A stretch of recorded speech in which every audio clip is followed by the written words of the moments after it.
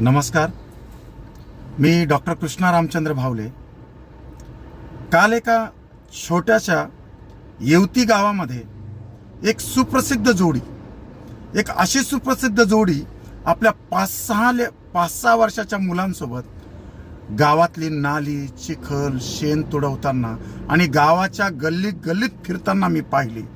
आणि ती सुप्रसिद्ध जोडी याच्यासाठी त्या सगळ्या गोष्टी करत होती की त्या गावामध्ये 2 तरुणांनी मागच्या काही दिवसामध्ये व्यसनापायी आत्महत्या केली होती. आणि ही सुप्रसिद्ध जोडी आपल्या लेकरा बाळांसहित काल त्या गावाच्या प्रत्येक गल्लीमध्ये आव्हान करत होती की एक परिवार वाचूया, नशामुक्त होऊया, एक परिवार वाचूया, एक नशामुक्त होऊया. अशा प्रसिद्ध जोडीला ज्यावेळेस मी काल आपल्याच मातीत, आपल्याच माणसात, आपल्याच गावात एक दर्द घेऊन आपल्याच गावासाठी काम करताना पाहिलं ना, तर त्यावेळेस त्या माणसांविषयी, त्यांच्या हुद्द्यापेक्षा, त्यांच्या प्रसिद्धीपेक्षा माणूस म्हणून अजून जास्त आदर्श वाटला.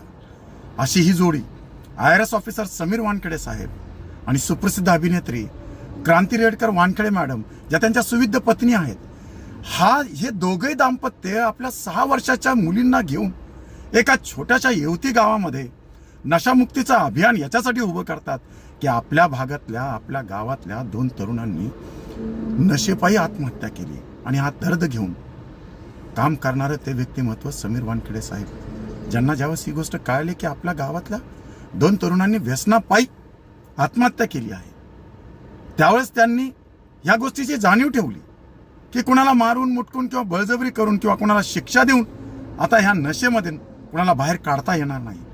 हे जाणीव ठेवून त्या व्यक्तिमत्वांनी आमच्यासारख्या डॉक्टरांना जेव्हा संपर्क करून गावातल्या तरुणांना वाचवण्यासाठी नशामुक्तीचे